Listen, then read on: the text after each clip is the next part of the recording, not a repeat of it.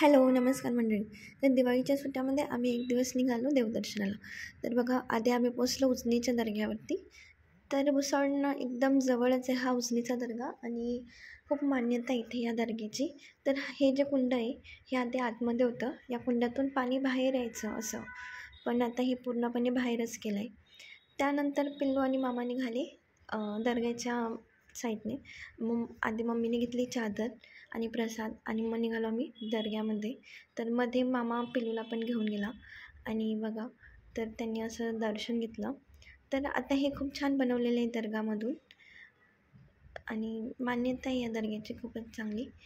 तर हे जे तुम्ही बघितलं मोरपंख मारताय असं, तर हे पिल्लूने पण हे घरी येऊन असं मोरपंख मारणं सगळ्यांना सुरू केलं होतं.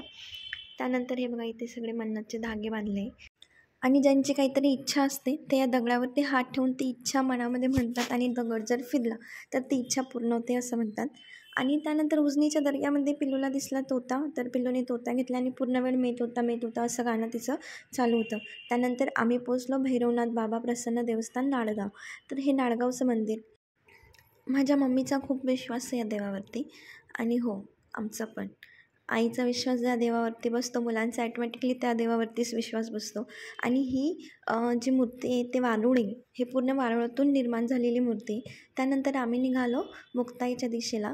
तर आम्ही पोचलो मुक्ताईनगरला.